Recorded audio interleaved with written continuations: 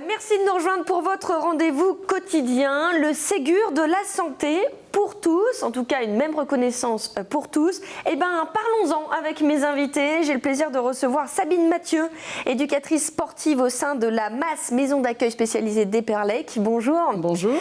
Et Bine Dokulo est également avec nous à distance. Vous êtes directrice générale de l'UDAPI 62. Merci d'être avec nous également. Bonsoir, bonjour.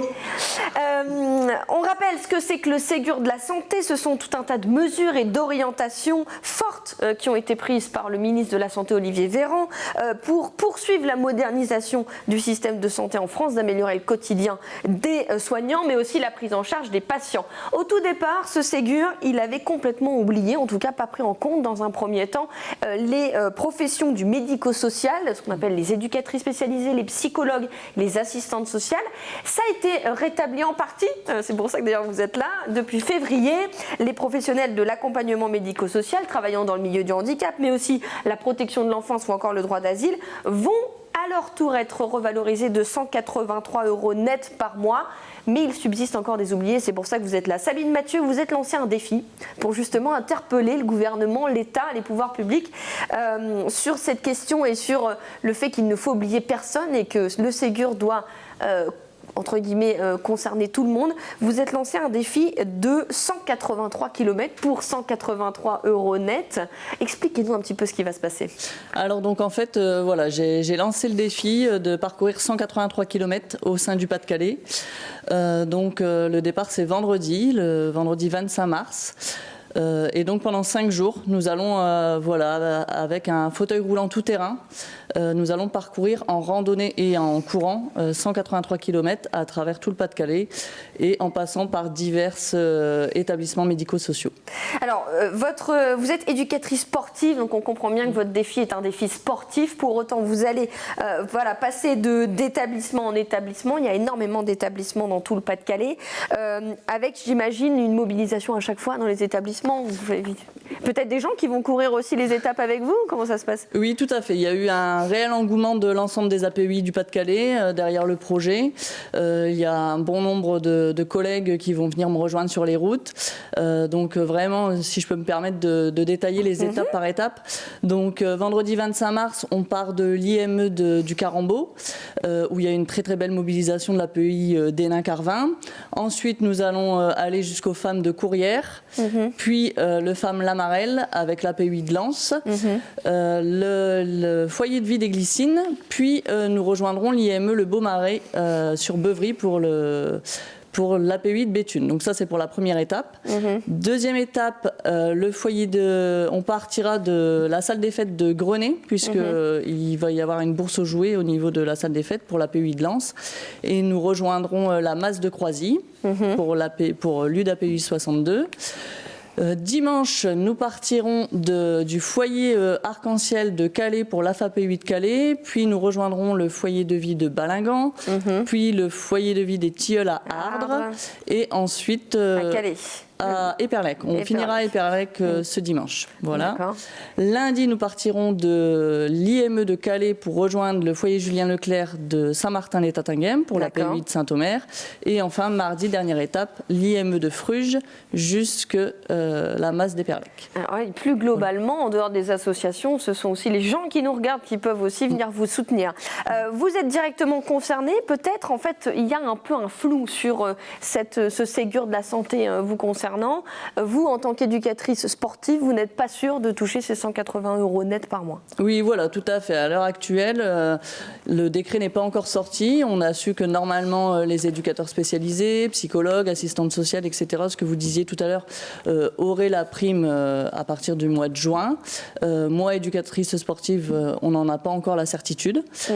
Alors que, on travaille tous les jours auprès de nos résidents accueillis. Et nous, ce qu'on souhaite, c'est vraiment une revalorisation pour l'ensemble des salariés, puisque avant le Covid, pendant le Covid, après le Covid, nous on a toujours été là mobilisés sur le terrain au profit de nos résidents et pour leur offrir un accompagnement de qualité qu'ils méritent. Donc voilà, nous on pensera beaucoup à eux, ça sera eux notre énergie sur tout le long du parcours des 183 km. Bindo Koulou, vous êtes directrice générale de l'IDAPI 62. Alors vous étiez descendu dans la rue, c'était en octobre dernier, au moment où vous n'étiez pas pris en compte dans ce Ségur. On se souvient, vous étiez allé dire pourquoi on n'est pas intégré. Là aujourd'hui, il y a depuis février un mieux, c'est une première étape pour autant et un flou subsiste sur la pérennité de ces aides et puis surtout sur le financement, c'est bien cela ? Exactement. En fait, pour reprendre dans l'ordre, le Ségur de la santé, c'était que les établissements de la santé. L'année dernière, en avril 2021, ont été intégrés les soignants du secteur du handicap. Donc, dans l'établissement où travaille Sabine, par exemple, ça concernait les infirmières, les aides-soignants, enfin tous les métiers du soin, également les ergothérapeutes, enfin voilà, les personnes qui sont autour du soin. Donc du coup, la grosse mobilisation des employeurs qui avaient appelé les acteurs internes, que ce soit les familles ou les salariés, à nous rejoindre, portait sur l'intégration des métiers du médico-social. Parce que c'est-à-dire, c'est pas que les soignants, les établissements médico-sociaux, on n'est pas des hôpitaux, donc on ne fonctionne pas qu'avec des soignants. Et l'accompagnement est composé de façon pluridisciplinaire, avec notamment tous les métiers éducatifs et socio-éducatifs dont vous avez parlé. Donc c'était une forte mobilisation des employeurs, mais on avait invité tous nos acteurs internes à venir se mobiliser avec nous. Donc c'est les images que vous avez sur l'écran. On était plus de 9000 personnes à Lille, puisque c'était toutes les organisations de la région, toutes les associations de la région médico-sociale qui s'étaient réunies et qui s'étaient rassemblées. Qu'est-ce que vous demandez comme précision au niveau de cette... L'annonce de février, elle dit, voilà, une partie de ces métiers sociaux vont être intégrés au Ségur. On ne sait pas aujourd'hui lesquels.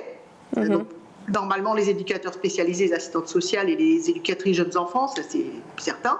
Maintenant, voilà, les conseillers d'insertion professionnelle, les éducateurs sportifs, les maîtresses de maison, les surveillants de nuit sont autant de métiers dont on n'est pas sûr qu'ils vont être intégrés, mais qui font partie intégrante de l'accueil. Vous imaginez bien, la nuit, c'est les surveillants de nuit qui consolent, qui rassurent, qui interpellent les soignants s'il y a besoin. Et donc voilà, c'est autant de métiers dans le flou, on va dire, dont vous parlez, c'est le flou sur quels sont exactement les métiers qui seront concernés par le Ségur de la santé. Et le deuxième élément dont vous avez parlé sur le financement, c'est que pour l'instant, nous n'avons pas de garantie sur le taux de financement de la mesure. C'est-à-dire que c'est une loi qui donne le montant de la prime. Mais par contre, aujourd'hui, nos collègues des EHPAD, par exemple, on est plutôt sur des taux de couverture de 60 à 70% de la mesure, le reste étant à prendre sur les crédits de fonctionnement des établissements. Oui, ce n'est pas votre vocation première au départ, en effet, de financer ce genre de prime Ségur. On est en campagne électorale, ça ne vous a pas échappé. Qu'est-ce que vous... on sait que le secteur médico-social, juste vous pouvez d'ailleurs nous rappeler peut-être le chiffre dans le département du Pas-de-Calais, juste du nombre de personnels qui travaillent auprès de vos associations. Vous avez un chiffre à nous donner déjà ? Oui, c'est 100 établissements médico-sociaux, les papillons blancs du Pas-de-Calais, les API du Pas-de-Calais, et c'est 5700 salariés. Ce qui est quand même assez important, c'est vraiment, vous êtes un des premiers employeurs du département, entre guillemets, donc c'est extrêmement important. On est en campagne présidentielle. Qu'est-ce que vous avez envie de mettre sur la table pour les candidats qui planchent actuellement sur leur programme, qui font des promesses, qu'est-ce que vous avez envie de leur dire pour globalement votre secteur qui souffre depuis quelques années ? Je pense que c'est vraiment peut-être déjà de mettre en œuvre ce qui est dit, parce que sur plein de choses qui sont dites, sur le médico-social, employeur du privé, non lucratif, etc., on est d'accord qu'il faut valoriser les métiers. On est d'accord qu'il faut maintenir la qualité de l'accompagnement. Mais avant tout, il faut soutenir, pour que cette qualité persiste et se maintienne, il faut vraiment, au-delà des diplômes et de la valorisation grand public, dire aux gens, venez faire le métier du médico-social, c'est super, c'est un peu les spots qui apparaissent en ce moment sur la télé, c'est de dire, mais ces personnes-là, elles doivent être reconnues, elles doivent être valorisées à juste titre. Vous prenez une maîtresse de maison ou une lingère, qui est quand même un métier difficile, lingère, dans un établissement comme le nôtre, il y a quand même beaucoup de linge, c'est du linge qui est sale, qu'il faut renouveler parfois 3 fois par jour. Une lingère dans notre convention collective avec une ancienneté d'une 20aine d'années, elle touche à peine plus que le SMIC. Ouais. Aujourd'hui. Finalement, et du coup, pour comment maintenir cette motivation, il faut vous dire que dans l'établissement, on est sur le polyhandicap adulte. Donc c'est un public qui est quand même spécifique et accompagné, qui nécessite un fort taux d'encadrement. c'est des établissements pendant le confinement qui n'ont jamais fermé. Oui, c'est ça. L'activité s'est poursuivie. Oui, l'activité s'est poursuivie parce que, évidemment, il fallait bien prendre en charge toutes ces personnes que vous recevez, que vous accueillez au jour le jour. Juste, il faut donc revaloriser finalement les métiers du médico-social parce que j'imagine que, comme beaucoup d'autres secteurs, vous avez aussi peine à recruter, évidemment, parce que j'imagine qu'avec un SMIC, l'exemple que vous venez de donner est assez flagrant.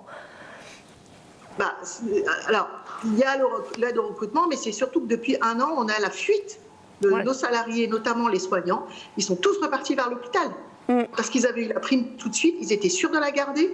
Ils étaient sûrs qu'ils l'auraient de façon pérenne, on va dire. Donc, du coup, on a des postes de vacants, des postes de soignants vacants, des postes d'aides-soignants, on n'en trouve plus. Moi, j'ai 12 postes vacants à la Masse de Croisy, la Masse des Perlecs un petit peu moins, mais on en a quand même.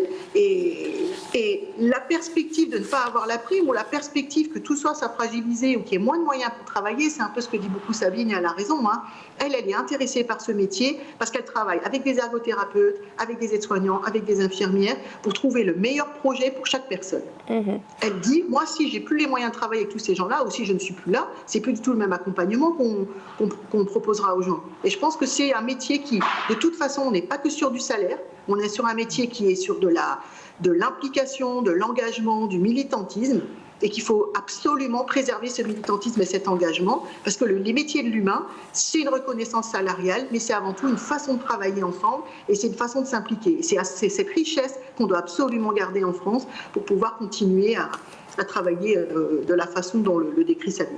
Eh bien, écoutez, merci beaucoup pour toutes ces précisions. On espère que vous serez entendus et que vous aurez des précisions sur ces financements et la pérennité de ces financements concernant cette prime de 180 €, 3 € net, qui concerne les métiers du médico-social, mais pas tous. Vous venez de l'entendre. Merci à toutes les deux d'avoir été avec nous. Bon et rendez-vous sur les routes avec Sabine Mathieu. Ça commence dès vendredi pour 5 étapes. Merci à vous pour votre engagement et puis à très bientôt. Merci à vous. Merci beaucoup.